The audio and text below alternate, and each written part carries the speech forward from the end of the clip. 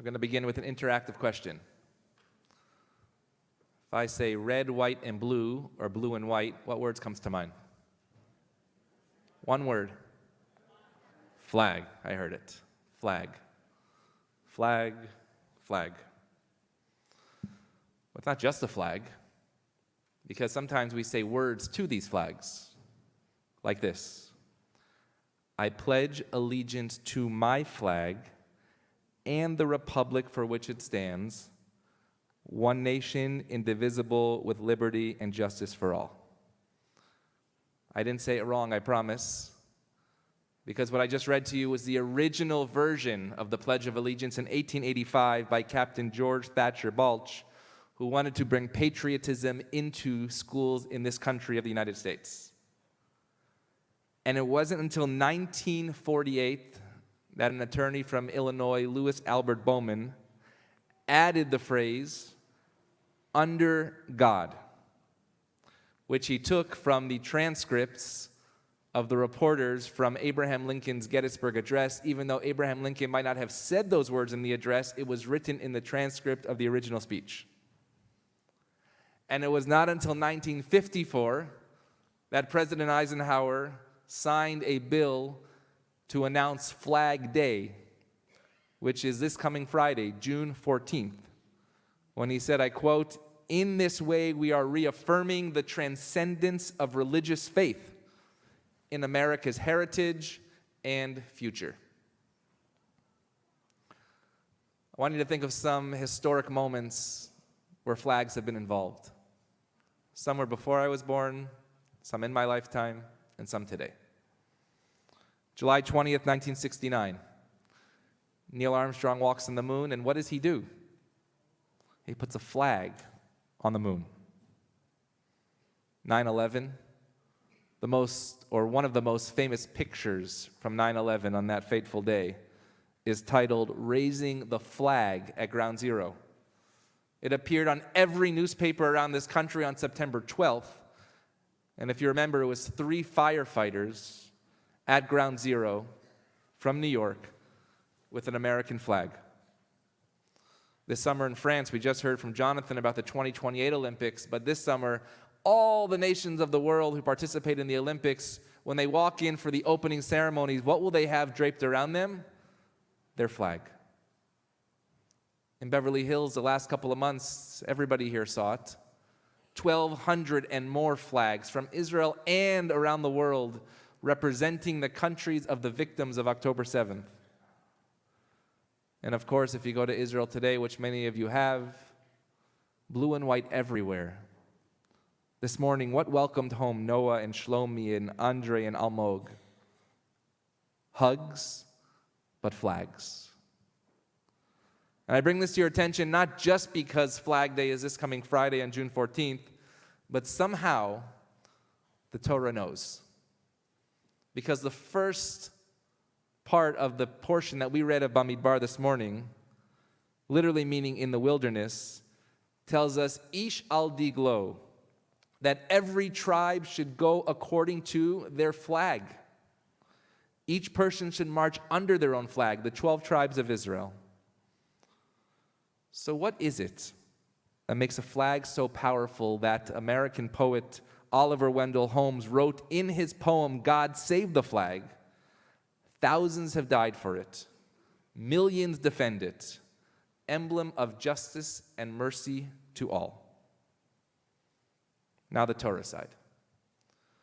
Rabbi Yaakov Kamenetsky asks, if you look at the date of when the Torah tells us the flag should be brought out for the tribes, it doesn't say the first year in the wilderness, which it should. As the Israelites go out into the wilderness, they should bring their flags. But no, it says the second year, Shana Shenit. His answer is interesting. He says, first the people needed a mishkan, a tabernacle, the portable sanctuary to be built first, and only then could they carry their flag. Kamenetsky explains that a flag celebrates individual identity. Think about the pride of the flag when you see it, whether it's the country that you live in now or a different country that you came from. It brings people together. But we also know that flags can create disunity and separation. And I do not only mean nation against nation. We, of course, know that under one flag, people can have different ideas and different opinions. What if the flag of Judah is more powerful than the flag of Reuben? Flags are more than flags. But why does the tabernacle, the Mishkan, the portable sanctuary, why do we need that before we begin carrying our flags? Because Rabbi Kamenetsky explains that the tabernacle, the Mishkan, that is the unifier of all differences. And what is that unifier? It's those words that were put into the Pledge of Allegiance in 1948, under God. Because we know that when we serve a greater purpose, under and for God, then it is not those differences that compete, but rather work towards achieving those same goals. Hopefully you'll join with us this coming week for Shavuot, where it's Matan Toratenu, the giving of the Torah. And as we wait for the Torah, the Jewish people are described as not thousands of people together, but ish echad belev echad. The Jewish people are one person with one heart. But at the same time, we say Shivim Panim La Torah, that there are 70 faces to the Torah. And so as somebody once told me, we can be a people of unity without being a people of uniformity. There's a beautiful midrash that describes when the Jewish people were waiting at Mount Sinai. And it tells us that God was surrounded by 22,000 chariots of angels grouped by flags. And when the Jewish people saw these thousands of angels with flags draped over their shoulders, they said to God, one day we want to be represented by flags too. And so let's fast forward several thousand years. When Theodor Herzl had the dream of the Jewish state, he was actually writing at the same time as Oliver Wendell Holmes wrote God Save the Flag. And this is what Herzl wrote. He said, what is a flag? A pole and a piece of cloth? No, sir. A flag is greater than this, Herzl said. With a flag, people are led to wherever you want, even to the chosen land. For a flag, people live and people die. It is the one thing that people are willing to die for. But what does our flag become with the Jewish people? A talit, a symbol of God's love. For with this flag, we do not only sing our national anthem, but we wrap ourselves surrounded by the tzitzit, the fringes, and we are reminded not only of our connection to people, but our connection to God and mitzvot.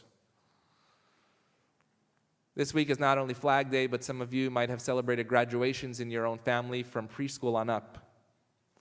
But we have a beautiful tradition here in the Douglas Family Early Childhood Center for preschool, that when the children graduate, we take the Jewish flag, we take a talit, and we put it over their head.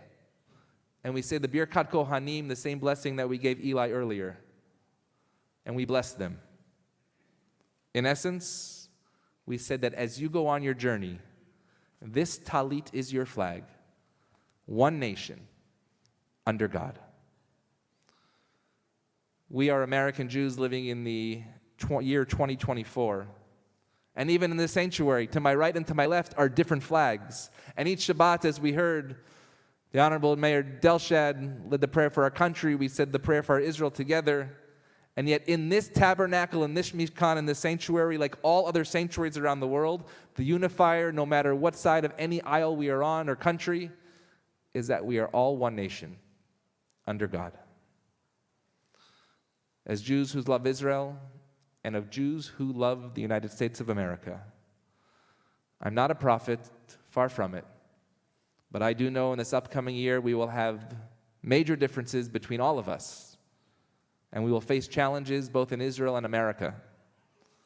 But because the unique position that we find ourselves in, we can learn both from our American heritage and our Jewish tradition the value of both of these flags.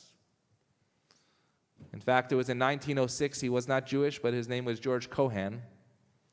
And he was well known for his Broadway musicals, and he wrote the song that became the anthem of Flag Day in this country of America.